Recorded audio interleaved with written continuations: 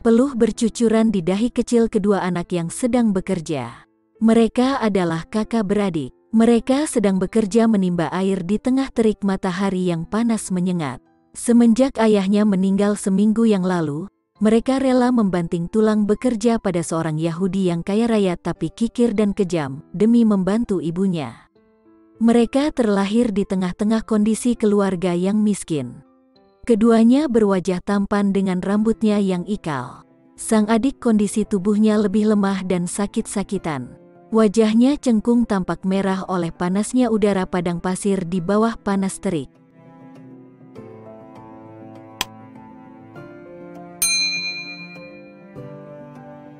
Ubaid sang kakak berhenti menimba dan berkata pada adiknya, "Zaid, beristirahatlah sejenak, biar aku yang melakukan sendiri."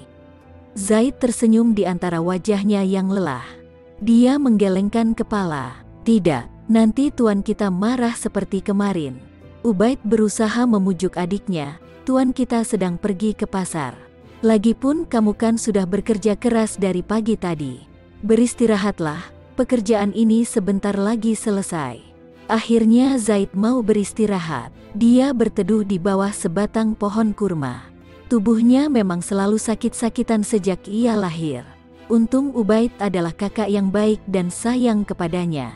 Angin berhembus pelan dan Zaid yang kelelahan itu pun tertidur tanpa terasa. Tiba-tiba datanglah seorang lelaki gemuk menaiki kuda yang kuat. Namanya Raban, dia seorang Yahudi yang kaya raya. Dialah tuan kepada Ubaid dan Zaid. Sifatnya kikir dan jahat. Begitu melihat Zaid sedang tertidur, ia langsung naik pitam. Dibentaknya di telinga Zaid kuat-kuat. "Jadi selama ini kerja kau hanya bermalas-malasan, dan tidur saja seharian, hari ini kamu tidak akan dapat upah." Zaid kesakitan karena dipukuli.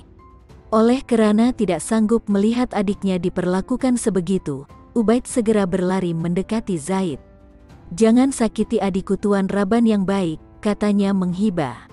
"Dia pemalas, dan memang sepatutnya aku pukul. Kalau begini terus, aku gulung tikar dibuatnya," hardik si Raban. "Kalau tuan mau memukul, pukullah saya sebagai gantinya," jawab Ubaid. Tiba-tiba melayanglah tamparan keras di pipi Ubaid. Kemudian Raban mengeluarkan uang dan melemparkan ke tanah. "Nah kau pemalas." Mereka memungut uang tersebut dan bergegas pulang. Zaid terisak-isak. Ia sangat menyesal karena sampai tertidur.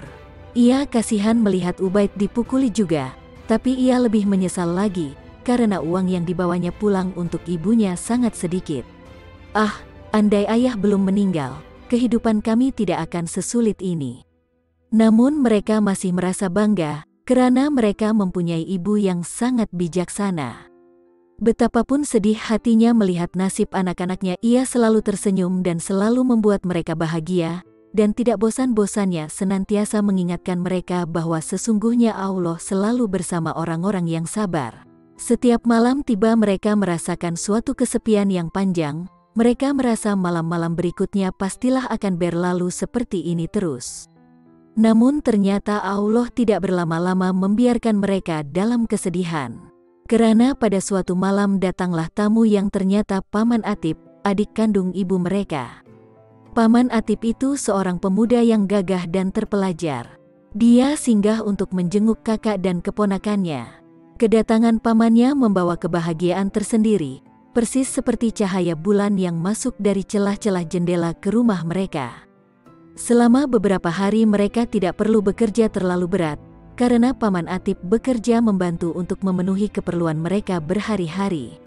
Yang membahagiakan mereka berdua adalah dikala setelah selesai sholat Isya, karena Paman Atib selalu bercerita tentang Rasulullah. Paman Atib memang pernah mengunjungi Madinah dan beberapa kali bertemu Nabi Muhammad. Ubaid dan Zaid sangat bahagia sekali jika pamannya bercerita mengenai Rasulullah. Saat larut malam ketika semua makhluk terlelap, Zaid kecil terbangun. Sayup-sayup terdengar suara Paman Atib sedang melaksanakan sholat tahajud. Perlahan Zaid pun bangkit dan pergi ke sumur. Dibasuhnya tubuh yang kurus dengan air wudhu. "Subhanallah," ucapnya sambil mengagumi langit malam yang gemerlap. Teringat ia akan syair musafir yang pernah lewat hendak menuju Madinah, yang didendangkan dengan penuh rasa cinta. Perlahan Zaid berdiri di samping Paman Atib dan kemudian melakukan sholat tahajud. Selesai sholat mereka berdua duduk menghadap jendela sambil menikmati cahaya bulan yang mempesona. "Paman," panggil Zaid dengan nada sayu. Paman Atib menoleh ke arah anak saudaranya itu. "Ada apa Zaid?" tanyanya sambil tersenyum. "Benarkah Paman besok akan pergi?" tanya Zaid sambil tetap menatap bulan. Paman Atib terdiam sejenak. "Ya Zaid, Paman harus pergi," jawabnya kemudian. "Pergi kemana?" tanya Zaid. "Ke Madinah," jawab Paman Atib. Zaid menoleh dan menatap tajam wajah pamannya dalam-dalam. "Paman akan bertemu Rasulullah?" tanyanya perlahan. Paman Atib tersenyum dan mengangguk. "Insya Allah," jawabnya. "Apakah Rasulullah seorang yang kaya raya, Paman?" tanya Zaid. "Rasulullah adalah seorang nabi, bukan seorang raja, Zaid," jawab Paman Atib. "Beliau tidur di atas tikar yang serupa dengan yang kita pakai. Beliau memakai pakaian seperti yang kita pakai. Beliau juga memakan makanan seperti yang kita makan, yaitu beberapa butir kurma dan segelas air. Sesekali beliau minum susu kambing, itu pun hadiah dari para sahabatnya." Zaid termenung. Tadinya dia berharap bahwa Nabi akan lebih kaya daripada Raban. Tetapi kini dia tercenung. Kerana kekayaan Nabi tidak lebih dari keluarganya sendiri, bagaimana mungkin seorang yang tidak kaya bisa ditaati semua orang? Bukanlah Raban yang kaya itu tinggal mengatakan sesuatu maka semua keinginannya akan terkabul. Kalau Nabi bukan orang kaya, bagaimana beliau bisa membantu kita, rakyat yang miskin ini, Paman? Tanya Zaid keheranan. Paman Atib tersenyum. "Nabi kita punya kasih sayang, wahai Zaid. Dengan kasih sayang itulah Nabi menolong semua umatnya," kata Paman Atib dengan lembut. "Bila beliau ada sedikit uang, akan dibagi-bagikannya kepada para fakir miskin. Beliau juga mengajarkan pada orang kaya, agar senantiasa membantu saudara-saudara mereka yang kesusahan." Kasih sayang Nabi tidak terbatas, wahai Zaid. Melebihi kasih ayah atau ibu pada anaknya, dan kasih sayang Nabi meliputi seluruh alam. Zaid tercenung. "Subhanallah," ucapnya sayu. "Bila seseorang memberi kasih sayang, ia akan diberi kasih sayang pula oleh Allah dan orang-orang lain," kata Paman Atib. Zaid termenung lagi. Walaupun Raban kaya, tetapi ia tidak disayangi orang karena sifatnya yang kejam. Kekayaan Raban tidak ada artinya dibandingkan kekayaan kasih sayang Nabi. "Paman, kalau kasih sayang Nabi seluas alam ini, berarti Nabi juga menyayangi anak-anak?" tanya Zaid penuh harap. Paman Atib meraih Zaid dan mendudukkannya di pangkuan. Bila Rasulullah bertemu anak-anak, beliau selalu menyapa mereka dan mengajaknya tertawa, kata Paman Atib. Beliau sering mengajak mereka bermain dan memarahi orang dewasa yang berlaku jahat kepada anak-anak. Tanpa terasa mata Zaid mulai berlinang. Benarkah di dunia ini ada orang sebaik itu? Pikirnya dalam hati. Perlahan timbul rasa rindu di hati Zaid. Lalu Paman Atib berkata lagi, tetapi yang lebih besar dari semua itu adalah pengorbanan beliau di jalan Allah. Tahukah engkau Zaid, ketika Rasulullah berdakwah seorang diri ke kota Taif, beliau malah dilempari batu oleh orang-orang bodoh sambil bersorak? Zaid melompat dari pangkuan pamannya dan bertanya dengan wajah tegang. Dilempari batu? Lalu apa yang terjadi wahai paman? Apa yang terjadi? Tubuh dan kaki beliau terluka, sehingga sepanjang jalan kota Taif berciciran dan bercak-bercak darah suci yang mengalir dari luka itu, jawab Paman Atib dengan murung. Tubuh Zaid terasa lemas, kepalanya tertunduk seraya jatuh berlutut. Subhanallah, subhanallah, bisiknya tersendat. Tak terasa ia menggenggam tangan Paman Atib erat-erat. Kemudian dia mendongakkan kepala dan memandang wajah Paman Atib lekat-lekat. Matanya mulai berkaca-kaca, namun sorot matanya penuh dengan kemarahan. Paman, ujarnya tersendat-sendat, bersumpahlah dengan nama Allah yang Maha Perkasa, bahwa Paman akan menghunus pedang dan saya akan menyiapkan persiapannya. Lalu kita hancurkan kota orang-orang kafir itu sampai Allah memberi kemenangan, atau kita mati syahid. Paman Atib membalas tatapan Zaid, sementara kedua tangannya memegang bahu Zaid erat-erat. Paman Atib menggeleng-gelengkan kepalanya perlahan. "Zaidku," katanya dengan penuh rasa kasih sayang. "Rasulullah adalah suri tauladan dan panutan setiap muslim, bukankah begitu?" Zaid mengangguk perlahan, sementara air matanya makin menggenang sehingga wajah Paman Atib pun terlihat suram olehnya. "Tahukah engkau wahai Zaidku, apa yang dilakukan Rasulullah setelah menerima perlakuan demikian kejam? Tahukah engkau?" tanya Paman Atib lagi. Zaid tunduk menggeleng disertai air matanya yang mulai mencair dan meleleh di pipinya. Apakah Rasulullah akan memohon agar Allah menghukum orang-orang itu? Padahal setiap doa beliau akan dikabulkan Allah. Apakah Rasulullah akan memohon agar kota Taif dihancurkan? Tanya Paman Atib bersungguh-sungguh. Malaikat Jibril datang pada Baginda dan memohon izin untuk angkat gunung di sebalik kota Taif itu untuk dihempaskan ke kota itu, tetapi dihalang Baginda. Baginda tidak sampai hati melihatnya.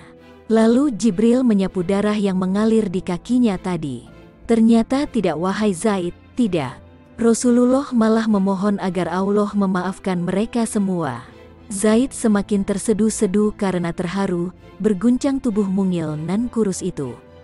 Tak pernah didengarnya ada manusia sebaik dan seagung itu. Paman Atib melihat itu tiada sanggup dan memeluk Zaid kecil di dekapnya ke dadanya.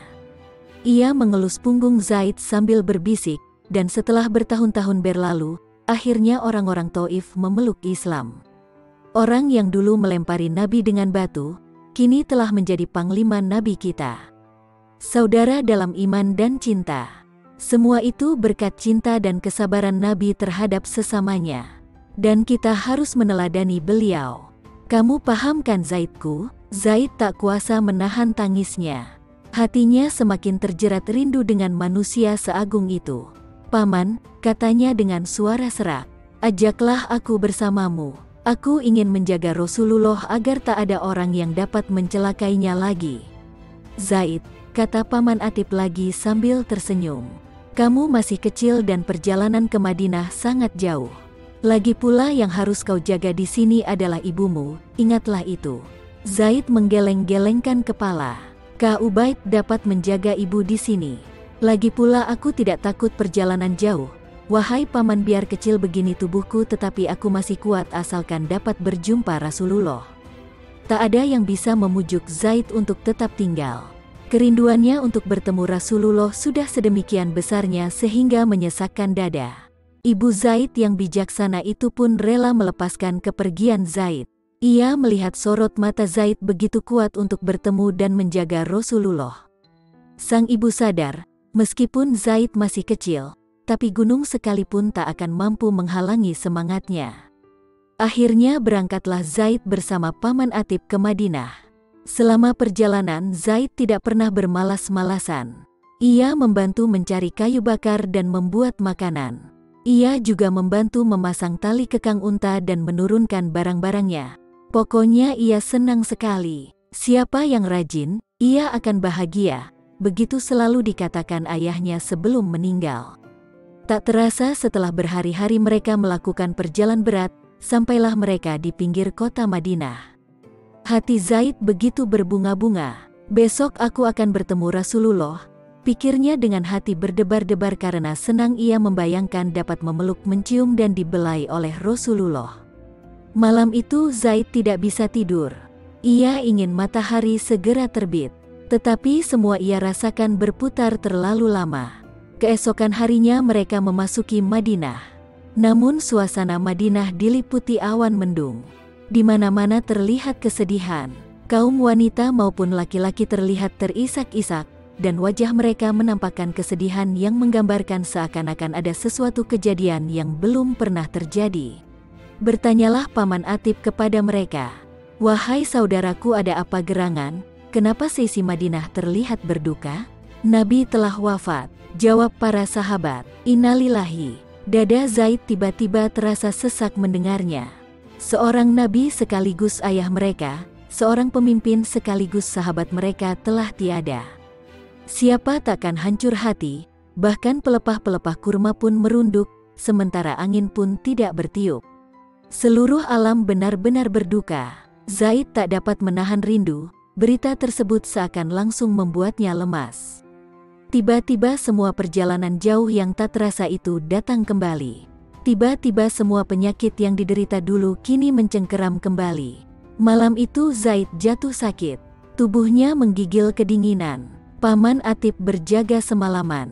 Akan tetapi menjelang subuh panas badan Zaid turun. Zaid meminta pamannya membawanya keluar halaman. "Aku ingin melihat bintang," katanya lirih. Digendongnya tubuh Zaid yang terbungkus selimut keluar jendela.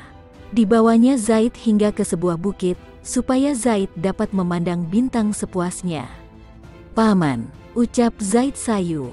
"Setelah ayah meninggal, seorang tabib yang baik hati pernah memeriksa tubuhku yang sakit-sakitan ini.